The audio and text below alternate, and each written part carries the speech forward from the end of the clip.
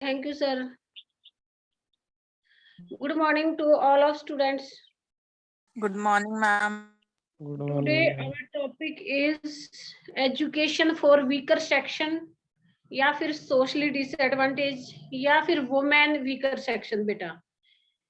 यानी कि आज का जो हमारा टॉपिक है वो वंचित वर्ग से आप क्या समझते हैं, वंचित वर्ग के लिए शिक्षा क्या है, या फिर सामाजिक रूप से, सांस्कृतिक रूप से या फिर आर्थिक रूप से वंचित वर्ग के लिए शिक्षा के क्या-क्या प्रावधान हमारे संविधान में किए गए हैं। कौन-कौन सी पॉलिसी बनी है हमारे वीकर सेक्शन के लिए, हमारी एससी, बीसी, ओबीसी या फिर हमारी बैकवर्ड क्लासेस के लिए क्या-क्या प्रोविजन रखे गए हैं, वुमेन के लिए, वुमेन एम्पावरमेंट पर क्या-क्या काम हुआ है, कितनी नीतियां बनी हैं, कौन से आर्टिकल में क्या प्रोविजन रखा गया है।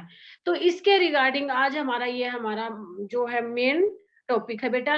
और ये क्वेश्चन हर बार रिपीट होता है क्योंकि एजुकेशन हमारा एक ऐसा सब्जेक्ट है, एक ऐसा टॉपिक है, चाहे एजुकेशन किसी के लिए भी हो, वीकर सेक्शन के लिए हो या फिर हमारा वुमेन के लिए है या फिर हमारी बैकवर्ड जो क्लासेस हैं उनके लिए है। तो शिक्षा के प्रावधान हर बार पूछे जाते हैं, चाहे वो 4 नंबर का क्वेश्चन, अदरवाइज ये 16 मार्क्स में ही आता है। तो सबसे पहले क्या है हमारा, what do you mean by deprived, यानी कि डिप्राइव्ड से आप क्या समझते हैं, वंचित वर्ग से आप क्या समझते हैं। या फिर क्वेश्चन ऐसे भी बनता है, what provision are given in our constitution regarding education for women empowerment, यानी कि महिलाओं के लिए शिक्षा के हमारे संविधान में कौन कौन से प्रावधान किए गए हैं। या फिर एक और क्वेश्चन बनता है हमारा, what provision are given in our constitution for weaker section, यानी कि कमजोर जो वर्ग है उसके लिए हमारे संविधान में शिक्षा से संबंधित क्या क्या प्रावधान किए गए हैं, क्या क्या प्रोविजन रखे गए हैं, कौन कौन सी नीतियां बनाई हैं, कितने एक्ट बनाए हैं और कौन कौन सी समितियां इसके लिए, कमीशन इसके रिगार्डिंग बने हैं। तो ये आज हमारा टॉपिक है बेटा। इस टॉपिक के घुमा फिरा के कम से कम 10 क्वेश्चन इसमें बनते हैं। अगर बैकवर्ड क्लास के लिए आएगा तब भी यही आएगा, एससी एसटी के लिए तो भी, डिप्राइव्ड जो पर्सन है उनके लिए भी, चाहे सोशली है, इकोनॉमिकली है या फिर हमारा कल्चरल है। अगर वुमेन सेक्शन के लिए आएगा तो भी यही क्वेश्चन आएगा, और अगर सभी के लिए, डिप्राइव्ड पर्सन के लिए आएगा तो भी यही क्वेश्चन बनता है। तो ये मोस्ट इंपॉर्टेंट हमारा क्वेश्चन है। तो सबसे पहले हमारा जो मेन जो क्वेश्चन है वो है education for marginalised and socially disadvantage segment, यानी कि सीमांत एवं सामाजिक रूप से अलाभकारी वर्गों के लिए शिक्षा, सोशली डिसएडवांटेज। तो सामाजिक रूप से अलाभकारी वर्ग कौन सा हुआ बेटा, यानी कि जिन्हें एजुकेशन में किसी भी प्रकार का कोई भी प्रोविजन जिनके लिए नहीं है, कोई एक्ट नहीं है। तो सबसे पहले हम देखते हैं कि हमारा जो डिप्राइव्ड जो वर्ड है इसका क्या मतलब है। हिंदी में इसको वंचित वर्ग कहा जाता है। वंचित यानी किसी चीज से वंचित हो जाना, कोई चीज हमें ना मिलना, ठीक है ना, रहित के बिना। वंचित वर्ग का यही मतलब होता है कि किसी चीज के बिना, यानी कि हम जैसे किसी भी चीज से वंचित है, हमारे पास ये चीज नहीं है। तो इसी तरह से एजुकेशन के रिगार्डिंग है कि एजुकेशन में वंचित वर्ग या हमारा सामाजिक रूप से, सांस्कृतिक रूप से या आर्थिक रूप से कौन सा वर्ग है। तो सबसे पहले बेटे जो हमारा जो डिप्राइव्ड जो वर्ड है इसको 3 तरह से, हमें 3 पार्ट्स में इसको बांटा गया है, यानी कि इसके 3 प्रकार होते हैं वंचित वर्ग के। ठीक है, कौन कौन से। सबसे पहले है culturally deprived person, economically deprived person और सोशली, यानी कि सामाजिक रूप से वंचित वर्ग, आर्थिक रूप से वंचित वर्ग और सांस्कृतिक रूप से वंचित वर्ग। तो सबसे पहले जो फर्स्ट है हमारा वो है कल्चरल डिप्राइव्ड पर्सन। तो बेटे ये कौन से पर्सन होते हैं, कौन सा वर्ग होता है ये। इसमें क्या आएगा कि हमारे समाज में हम देखते हैं कि बहुत से लोगों को मंदिरों में जाने की अनुमति नहीं है, या किसी भी धार्मिक स्थल पर। तो वो कौन से हैं? तो वो हमारे चाहे एससी है, एसटी, एससी, ओबीसी, जो भी क्लासेस हैं, तो जो उच्च वर्ग के व्यक्ति होते हैं वो मंदिर वगैरह में नहीं जाने देते। तो इस वर्ग को क्या बोला गया? हमारा कल्चरल डिप्राइव्ड कमेटी, या ये डिप्राइव्ड पर्सन, कुछ भी बोल सकते हैं इसको, या एक ग्रुप भी बोल सकते हैं। तो इस तरह से क्या होता है कि जो उच्च वर्ग के व्यक्ति होते हैं उन लोगों को अछूत मानते हैं। लेकिन आर्टिकल 17 के अकॉर्डिंग ये मेंशन किया गया है हमारे संविधान में कि कोई भी अगर किसी को अछूत मानता है तो उसके खिलाफ केस किया जा सकता है। तो हर व्यक्ति को किसी भी धार्मिक जो स्थल है उसमें जाने की अनुमति है। तो इस प्रकार से जो कल्चरल जो डिप्राइव्ड पर्सन है उनके लिए आर्टिकल बने हैं। फिर है बेटा इकोनॉमिकली। तो इकोनॉमिकली में क्या है? आर्थिक रूप से वंचित वर्ग। ये वो वर्ग आता है जो लोग गरीब हैं, यानी कि जिनकी जो मासिक आय है या वार्षिक आय है उनके गुजारे लायक से भी कम है, तो वो आर्थिक रूप से वंचित वर्ग या इकोनॉमिकली डिप्राइव्ड वर्ग वो माना जाता है। ठीक है? तो इसमें क्या होता है कि बहुत ही गरीब परिवार होते हैं, उनके पास 2 समय का जो 2 टाइम का जो भोजन है उसका भी वो इंतजाम नहीं कर पाते हैं। तो उनके लिए हमारी सरकार ने बहुत सारे प्रावधान किए गए हैं। उसी प्रकार से उनकी शिक्षा से रिलेटेड भी प्रोविज़न रखे गए हैं। तो जो हमारा आर्टिकल 21 ए है, उसमें यही दिया गया है कि 6 से 14 वर्ष तक की आयु का कोई भी बच्चा हो, चाहे वो उच्च वर्ग से संबंधित है, निम्न वर्ग से संबंधित है, या फिर हमारा कोई डिसएडवांटेज जो बच्चा है, उसको एजुकेशन का पूरा अधिकार है। यानी कि 100% हमारा एनरोलमेंट होना चाहिए, प्रत्येक वर्ग का, चाहे वो। तो देखो हम देखते हैं कि जैसे टीचर सर्वे करते हैं बेटा घर-घर जाकर, चाहे वो किसी भी झुग्गी-झोपड़ी है जहाँ पे निम्न वर्ग जो रहता है हमारा, वहाँ पे जाके हर बच्चे का वो स्कूल में दाखिला करते हैं, उनको हर तरह की सुविधाओं के बारे में समझाते हैं। तो इस तरह से उस वर्ग के बच्चों को तक शिक्षा पहुँचाने के लिए ये सारे प्रावधान किए गए हैं। इसके बाद में बेटा सामाजिक रूप से वंचित वर्ग या सोशली डिप्राइव्ड पर्सन। तो इसमें क्या आएगा? इसमें भी वही है बेटा कि भारत में हमारे समाज में बहुत सारी जातियाँ हमारे देश में हैं। बहुत सारे तरह के धर्मों के लोग रहते हैं, बहुत तरह की हमारे यहाँ पे जातियाँ हैं। तो कुछ जनजाति होती हैं, कुछ हमारी अनुसूचित जाति होती है, कुछ जनजातियाँ होती हैं। तो जो अनुसूचित जाति है, वो कौन-सी होती है और जनजाति कौन-सी होती है? तो अनुसूचित जो जाति है हमारी, यानी शेड्यूल कास्ट जो हमारी है, उसमें कुछ ऐसी जातियाँ हैं जिनको अछूत कहा जाता है। अछूत हमारा जो उच्च वर्ग है, उसको अछूत मानता है। तो इसमें कम से कम 429 जातियाँ थी, और जो हमारा 1935 में भारत सरकार ने इन्हें अछूत घोषित किया था। यानी कि जब तक हम आज़ाद भी नहीं हुए थे, तो उस टाइम पे 1935 में कम से कम 429 ऐसी जातियाँ थी जिनको अछूत माना जाता था। तो ये थी हमारी शेड्यूल कास्ट, ठीक है? तो इस जाति के लोगों को, उच्च वर्ग वाले जो लोग थे, वो अपने किसी भी धार्मिक स्थल में या किसी भी पाठशाला में इनको जाने की पहले अनुमति नहीं थी। तो इसके बाद क्या हुआ कि ये थी अनुसूचित जातियाँ। अब है बेटे मीनिंग बैकवर्ड क्लासेस या पिछड़ा वर्ग कौन-सा होता है? तो पिछड़ा वर्ग भी हमारा वही है कि वो थोड़ी-सी जातियाँ जो हमारी मान लो जैसे ट्राइबल एरिया में रहती हैं, या फिर कुछ जातियाँ ऐसी होती हैं कि जैसे जंगलों में, जैसे एमपी के कुछ जंगल हैं या फिर उड़ीसा में हैं, तो वहाँ पर जो जातियाँ रहती हैं, जिनकी जो स्ट्रेंथ है वो कम है, तो उसको बोलते हैं जनजातियाँ। यानी कि जो हमारी बैकवर्ड जो क्लासेस हैं, उनके लिए। तो उनकी शिक्षा के लिए भी ये हमारी जैसे जो हमारी एनपी 1986 में ये बोला गया था कि प्रत्येक 1 किलोमीटर में हमारा एक प्राथमिक स्कूल होना चाहिए, नवोदय विद्यालय खोले गए। तो ये इसी से संबंधित खोले गए कि जो हमारा वंचित वर्ग है, यानी कि जो हमारे एससी, एसटी, बैकवर्ड क्लासेस और जो हमारी जो अनुसूचित जातियाँ और जनजातियाँ हैं, उन तक शिक्षा पहुँचाने के लिए ये हमारे कमीशन गठित किए गए थे। इसके बाद क्या था कि वुमेन सेक्शन के लिए, यानी कि पहले क्या था, लड़कियों को भी शिक्षा नहीं दी जाती थी, ठीक है। तो उनकी शिक्षा के लिए भी बहुत सारे प्रावधान किए गए, बहुत सारी नीतियां बनाई गई। तो एक एक करके अब हम इनको आगे डिस्कस करेंगे। तो सबसे पहले क्या है बेटा, कि अनुसूचित जातियां हैं या जनजातियां हैं, उनके लिए क्या क्या सुझाव दिए हमारी सरकार ने, कौन कौन से उनके लिए सुविधाएं दी गई, कौन से आर्टिकल बनाए गए, ठीक है ना। तो सबसे पहले तो मैंने पहले भी डिस्कस किया हुआ, आर्टिकल 16 में क्या था कि राइट टू इक्वलिटी था।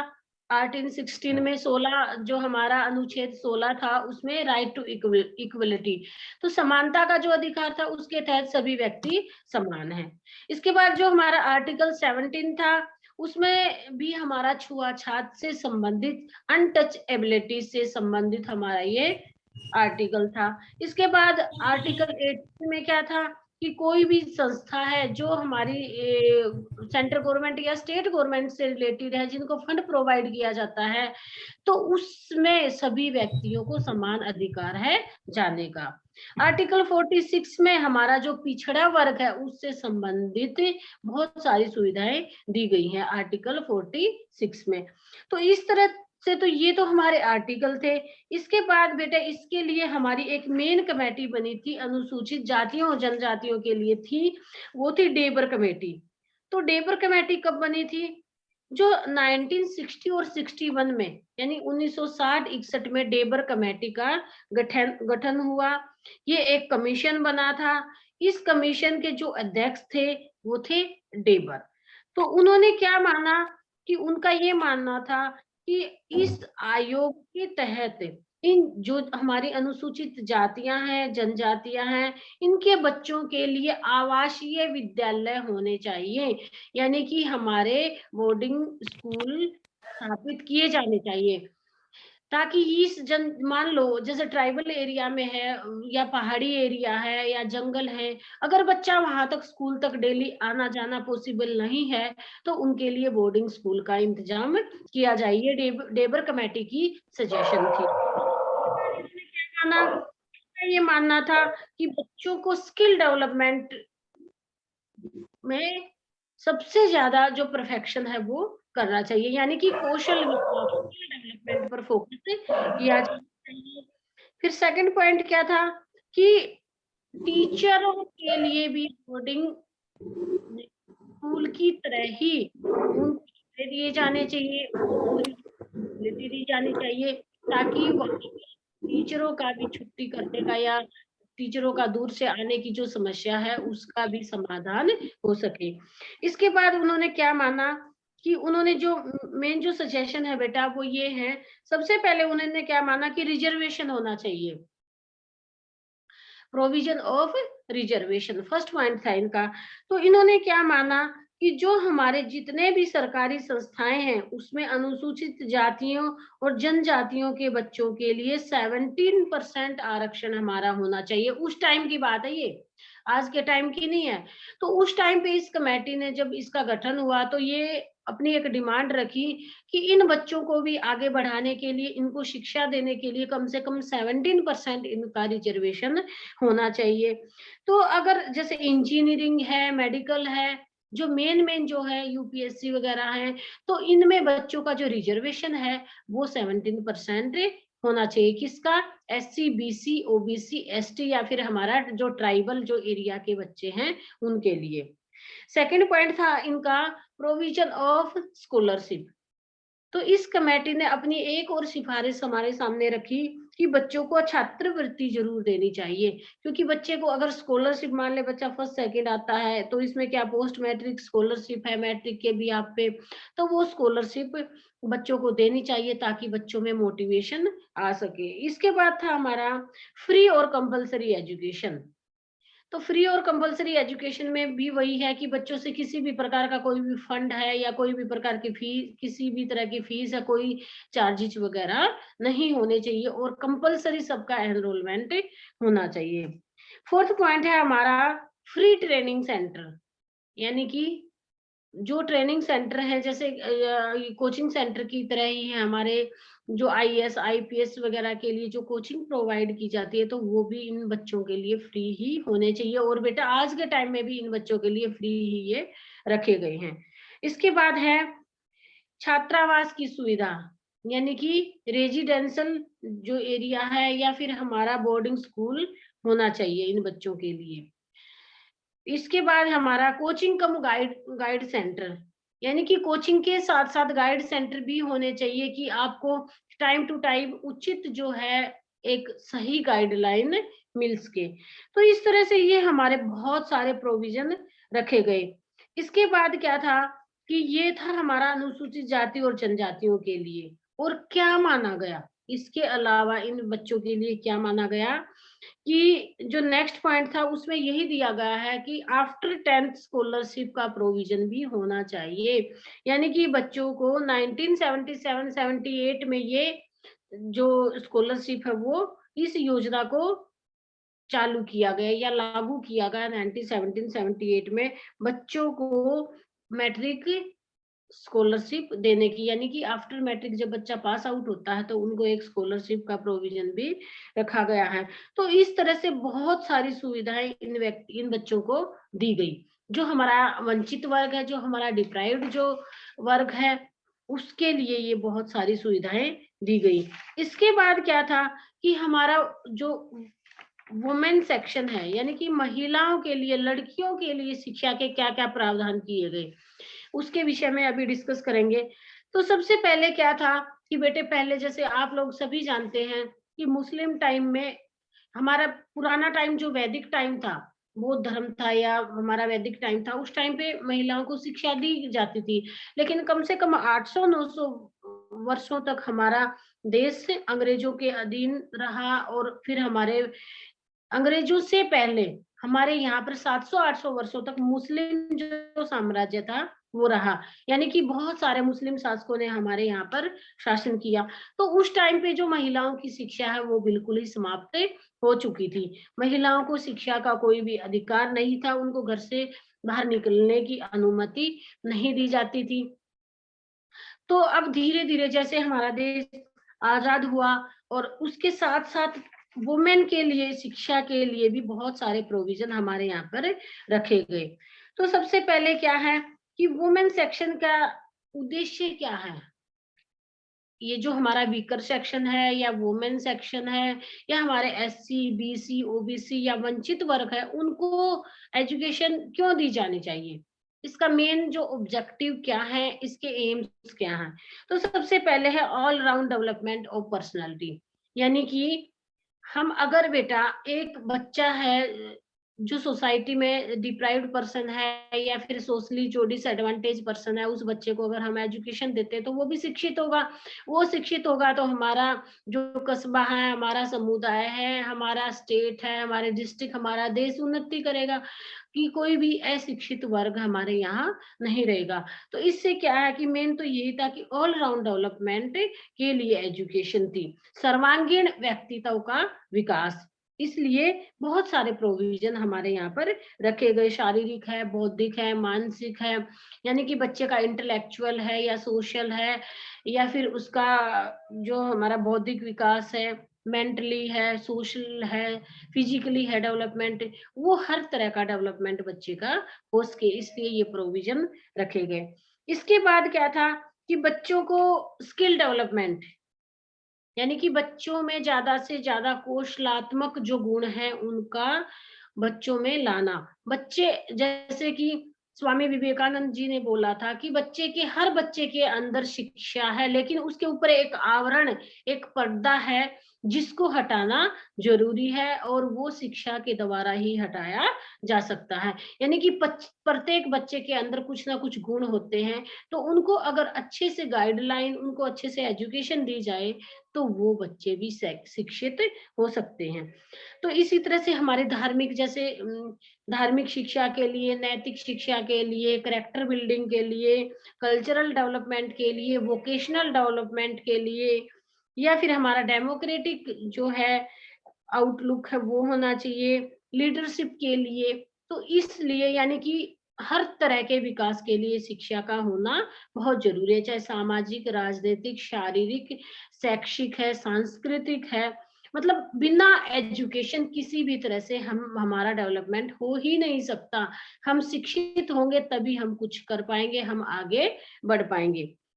तो इसके बाद क्या था कि एफर्ट फॉर वुमेन एजुकेशन, यानी कि महिलाओं के लिए शिक्षा के कौन कौन से प्रयास किए गए।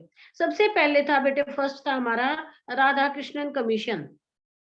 1948-49 में सबसे पहला कमीशन आफ्टर इंडिपेंडेंट हमारा ये बना था। तो इसमें क्या था कि राधा कृष्णन, डॉक्टर सर्वपल्ली राधाकृष्णन जी, जो हमारे दे मतलब जिनके नाम पर ये हमारे पहले शिक्षा मंत्री थे, जिनके नाम पर ये कमीशन बना था। तो इन्होंने क्या माना कि शिक्षित स्त्रियों के बिना शिक्षित व्यक्ति नहीं हो सकता, यानी कि वुमेन एजुकेशन ही बहुत इंपॉर्टेंट है। जब तक एक वुमेन शिक्षित नहीं होगी तब तक कोई भी वर्ग आगे नहीं बढ़ सकता, कोई भी व्यक्ति आगे नहीं बढ़ सकता। तो नारी शिक्षा के लिए इन्होंने क्या माना कि वो वही सारी चीजें बेटे, जैसे स्कॉलरशिप देनी चाहिए, फ्री और कंपलसरी एजुकेशन बच्चों बालिकाओं को देनी चाहिए, ट्रांसपोर्ट देना चाहिए लड़कियों के लिए, यातायात की सुविधा, छात्रवृत्ति की सुविधा। और इसके बाद जैसे 1995 में हमारा मिड डे मील लागू किया गया। तो इस तरह से हमारे जो राधा कृष्णन आयोग थे, जो गठन हुआ था, तो उन्होंने यही माना कि हमें बहुत ये सारी सुविधाएं जब हम बच्चों को देंगे, लड़कियों को देंगे, तो उनको उनके अंदर भी एजुकेशन की जो एक लालसा है, एक जिज्ञासा है, वो भी उनमें आएगी। इसके बाद था बेटा राष्ट्रीय महिला शिक्षा समिति। सबसे पहली, ये हमेशा याद रखना कि महिलाओं के लिए सबसे पहले एक शिक्षा समिति बनी थी। ठीक है, एक कमीशन बना था 1958 में, जिसको दुर्गाबाई देशमुख कमेटी के नाम से जाना जाता है। 1958 में, तो 1958 में जब ये समिति बनी और इसने जो भी सजेशन दिए उनको 1959 में लागू किया गया। तो इसलिए इसको दुर्गाबाई देशमुख कमेटी के नाम से भी जाना जाता है, या फिर राष्ट्रीय महिला शिक्षा समिति के नाम से भी जाना जाता है। तो इसने क्या माना, इस समिति के सजेशन क्या थे? इस समिति में यही था कि बालिकाओं की शिक्षा के लिए अलग से प्रोविजन होना चाहिए, यानी कि जो हमारी जनरल जो एजुकेशन है उसमें जो गर्ल्स चाइल्ड है उनके लिए ज्यादा से ज्यादा प्रोविजन रखा जाना, उनको आगे बढ़ाने के लिए अधिक से अधिक सुविधाएं देना। फिर क्या था कि स्त्री शिक्षा के लिए जो ग्रामीण क्षेत्रों में है, यानी कि जो हमारा जो रूरल एरिया है, जो बैकवर्ड क्लासेस हैं, उनमें भी वुमेन को इस तरह से सुदृढ़ बनाया जाए, वहां पर जाकर भी हमारा प्रसार किया जाए, ताकि वहां के जो ग्रामीण क्षेत्र का जो एरिया है, या हमारा जो रूरल एरिया है, या हमारी जो ट्राइबल जो एरिया है, वहां की लड़कियां भी एजुकेशन ले सके। इसके बाद क्या था कि शिक्षा के लिए राज्य परिषद का निर्माण, यानी कि बेटा ऐसे कानून होने चाहिए जिसके तहत जो राज्य सरकार, इसके ऊपर केंद्र सरकार के साथ साथ राज्य सरकार भी इसके रिगार्डिंग जो हमारी फैसिलिटीज हैं, जितने भी कमीशन बनाए हैं, जितना भी फंड है, जैसे मैंने पहले भी बताया था कि हमारे कुछ जैसे 5% है, 10% है, 15% हर बार हमारे बजट में ये रखा जाता है कि हमें शिक्षा के ऊपर ही लगाना है। तो इस तरह का प्रोविजन दिया गया। इसके बाद क्या था कि छात्र वही स्कॉलरशिप का प्रोविजन बोला गया कि लड़कियों के लिए स्कॉलरशिप की व्यवस्था होनी चाहिए। ठीक है, फिर इसके बाद बोला गया फ्री ट्रांसपोर्ट होना चाहिए, फ्री बुक्स बच्चों को प्रोवाइड की जानी चाहिए, फ्री लाइब्रेरी होनी चाहिए, और जो हमारा जो बेसिक जो सुविधाएं हैं, जैसे क्लासरूम मेन प्रॉपर मेंटेन होने चाहिए, पानी की सुविधाएं होनी चाहिए, वॉशरूम की सुविधा होनी चाहिए। तो इस तरह की मतलब जो शिक्षा से संबंधित जितनी भी सुविधाएं हैं वो हमें देनी चाहिए, ताकि हमारी जो लड़कियां हैं, हमारी जो बालिकाएं हैं, जो हमारी गर्ल्स चाइल्ड हैं, वो भी एजुकेशन ले सकें। अब बेटा इसमें प्रॉब्लम क्या क्या थी, ये तो हमने प्रोविजन रखे, लेकिन जो हमारी जो प्रॉब्लम क्या थी गर्ल्स एजुकेशन में, वो कौन-कौन सी थी? कि लड़कियों को आगे क्यों नहीं पढ़ाया जाता था? तो सबसे पहले क्या था कि ट्रेडिशनल थिंकिंग, यानी कि जो हमारे ट्रेंड चला आ रहा था, जो हमारी परंपरा चली आ रही थी, ट्रेडिशनल जो हमारी थिंकिंग थी, वो यही थी कि सिर्फ एक लड़की को घर गृहस्थी ही सँभालना ज़रूरी है, उसको बाहर निकलने की, कमाने की या कोई भी अपना व्यवसाय करने की, शिक्षा लेने की अनुमति नहीं थी। तो ये जो हमारा ट्रेंड, जो ट्रेडिशनल जो हमारा मुस्लिम टाइम से चला आ रहा था, उसी को हम लोग फॉलो करते थे कि सिर्फ लड़कों को ही पढ़ाया जाता था और लड़कियों को एजुकेशन का कोई भी प्रावधान नहीं था। लड़कियों की शिक्षा की तरफ कोई भी ध्यान नहीं दिया जाता था। तो एक तो ये थी हमारी मेन प्रॉब्लम, यानी एक बाधा थी कि हमारी यही कि जो हमारे पूर्वजों ने अगर हमारी जैसे हमारी बुआ, दादी, हमारी मम्मी, चाची वो नहीं पढ़ी तो हम भी अपनी बेटियों को नहीं पढ़ाएँगे। एक तो ये हमारी थिंकिंग बनी हुई थी, ये सबसे बड़ी बाधा थी, ये सबसे बड़ा बैरियर था।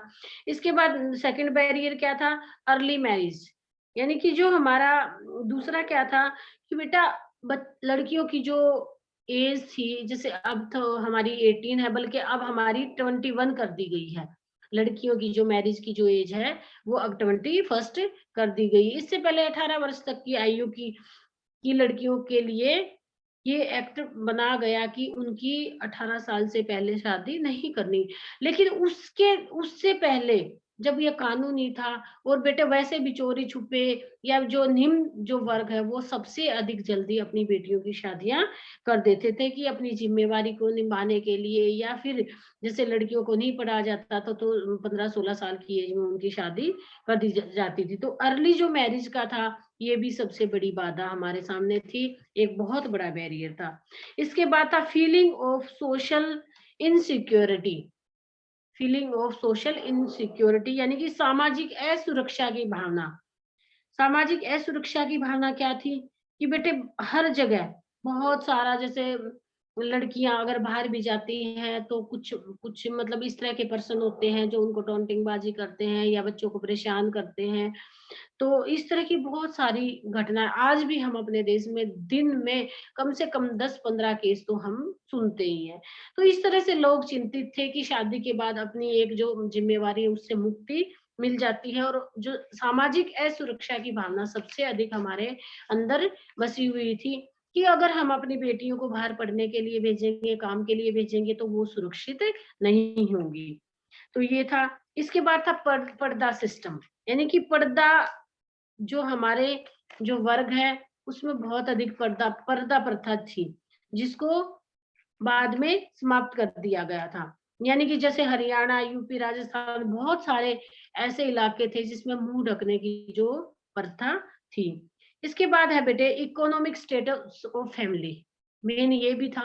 यानी कि जो हमारा आर्थिक जो स्तर था परिवार का वो भी सही नहीं होता था, क्योंकि 3-4 बच्चे होते थे कम से कम, उसमें पेरेंट्स सभी बच्चों को एजुकेशन नहीं दी जाती थी, आय के कोई भी संसाधन उनके पास नहीं होते थे। तो इकोनॉमिक जो स्टेटस था फैमिली का, उसके सही ना होने की वजह से भी लड़कियों को शिक्षा नहीं दी जाती थी। इसके बाद क्या था कि जैसे बहुत सारे एरिया थे, उसमें यही माना गया कि भारतीय जैसे पंजाब, हरियाणा, राजस्थान और हमारे जो बहुत सारे ट्राइबल एरिया है, पहाड़ी एरिया है, वहाँ पे बहुत सारे ऐसा वर्ग है, जिसको सिर्फ़ अपने 2 टाइम के खाने का ही जो जुगाड़ कर पाते हैं, तो वो एजुकेशन कैसे दे सकें? तो इसलिए ये भी एक बहुत बड़ा बैरियर था, इसमें वुमेन एजुकेशन के लिए। अगर बेटा बैरियर आपके सामने आते हैं, मतलब कौन-कौन से बैरियर थे वंचित वर्ग में या इसमें, तो आप ये सारे के सारे ही डालोगे, क्योंकि ये एक मिक्स क्वेश्चन है, ठीक है? सभी के लिए सेम प्रोविज़न है। इसके बाद है lack of special institution for girls education, यानी कि लड़कियों की शिक्षा के लिए विशेष संस्थानों का अभाव। जैसे पहले क्या होता था, आज के टाइम भी है कि हमारा जो स्कूल है, कॉलेज है, वो को-एड होते हैं, यानी कि सम्मिलित होते हैं बॉयज़ और गर्ल्स के। तो अलग से लड़कियों के सेपरेट इंस्टीट्यूशन नहीं होते थे, उनके लिए सेपरेट स्कूल नहीं होते थे या सेपरेट कॉलेज नहीं होते थे। ले और जो सामाजिक असुरक्षा की जो भावना थी, इनसिक्योरिटी की जो भावना थी, उसी के तहत पेरेंट्स उन बच्चों को जो को-एड जो स्कूल थे या जो कंबाइंड स्कूल थे उसमें भेजना पसंद नहीं करते थे, क्योंकि उनको ये डर रहता था कि बच्चे कहीं न कहीं गर्ल्स जो चाइल्ड हैं उनको बॉयज़ जो वर्ग है, जो बॉयज़ है वो उनको परेशान करते हैं। इसके बाद था lack of other educational facilities, यानी कि अन्य शैक्षिक सुविधाओं की कमी। वो कौन-कौन सी थी कि जैसे मान लो बेटा एक इसमें ट्रांसपोर्ट आ गया, कि ट्रांसपोर्ट नहीं था। दूसरा क्या था कि लड़कियों के लिए अलग से शौचालय की व्यवस्था नहीं थी, यानी कि वॉशरूम वगैरह भी सेपरेट नहीं थे। और पहले टाइम में क्या था कि बच्चों के स्कूल किसी भी मतलब दूर का जो एरिया था वहाँ पे होते थे, तो डिस्टेंस काफ़ी अधिक था, जिससे ट्रांसपोर्ट ना होने की वजह से गर्ल्स चाइल्ड को वहाँ पर नहीं भेजते थे। इसके बाद जो अलग जो मेन है, वो था अभिभावकों की निरक्षरता, यानी लिटरेसी ऑफ पेरेंट्स। इलिटरेट होते थे वो लोग, यानी कि हमारे जो मतलब जो हमारे पहले से 3-4 पीढ़ियों से पहले की जो जनरेशन थी, वो बेटे उनके पास लिटरेसी नहीं थी। वो इलिटरेट पर्सन होते थे, वो अनपढ़ होते थे। तो अनपढ़ व्यक्ति क्या सोचेगा? वो सिर्फ़ यही सोचते थे कि हम अपनी जो लड़कियों को एक घर गृहस्थी के जो काम है, उनको सिखा के इसके बाद उनकी मैरिज कर दी जाती थी, और पढ़ाई के विषय में उनको इतना अधिक ज्ञान नहीं होता था।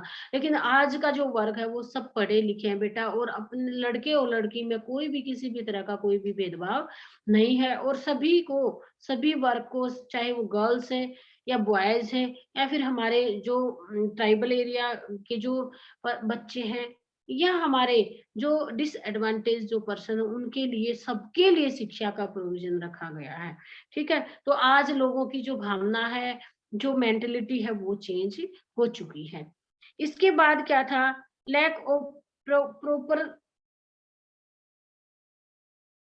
यानी कि जो प्रॉपर जो सेटलमेंट है, यानी कि प्रबंधन, उसकी भी कमी थी। यानी कि बच्चों लड़कियों के लिए वो सारी सुविधाएं नहीं थी, उनके लिए विशेष प्रबंधन कहीं भी नहीं किए जाते थे। अब है distance of school for home, यानी कि स्कूल से जो ये पॉइंट मैंने पहले भी डिस्कस किया गया है कि distance of school for from the home, यानी कि घर से जो स्कूल की दूरी थी वो बहुत अधिक ज़्यादा थी। बच्चों को पैदल चल के वहाँ तक जाना पड़ता था। धूप में, सर्दी में, गर्मी में, बारिश में बच्चे उसमें परेशान होते थे। दूसरा क्या था कि बेटे डिस्टेंस होने की वज़ह से फिर पेरेंट्स उनको भेजते नहीं थे। तो इसलिए जो हमारी एनपी 1986 में ये प्रोविज़न रखा गया कि प्रत्येक 1 किलोमीटर में एक कम से कम एक प्राथमिक विद्यालय होना चाहिए। इसके बाद क्या था कि यूज़लेस करिकुलम, जो हमारे करिकुलम था वो भी उपयोगी नहीं था, यूज़लेस था। पहले क्या था कि बच्चों को सिर्फ़ यही शिक्षा दी जाती थी, जो हमारी बुकिश नॉलेज है वो प्रोवाइड की जाती थी। लेकिन आज के टाइम में क्या है कि स्किल डेवलपमेंट पर सबसे अधिक फ़ोकस किया जाता है। लड़कियों को जैसे वृद्धा जो योजना थी 1954 में, एक वृद्धा योजना आई हमारे सामने, तो उसमें क्या था कि लड़कियों को जैसे कढ़ाई, बुनाई, सिलाई या फिर जैसे कुछ कुछ टोकरी वगैरह बनाना, इस तरह की शिक्षा भी उनको दी गई, ताकि वो एजुकेशन के साथ-साथ स्किल डेवलपमेंट भी उनका हो सके। कौशल विकास के लिए भी ये प्रोविज़न रखा गया।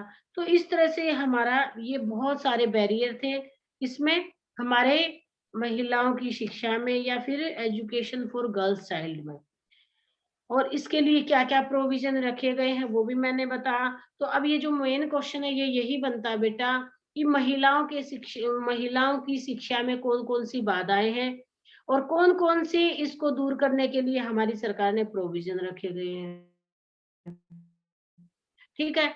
और दूसरा क्या है कि जो हमारा वंचित वर्ग है या डिप्राइव्ड या फिर डिसएडवांटेज जो पर्सन है, उनके लिए शिक्षा के क्या-क्या प्रोविज़न रखे गए हैं, किस तरह से उनको एजुकेटेड किया जाए, किस तरह से उनको उनका जो शैक्षिक स्तर है उसको बढ़ाया जाए।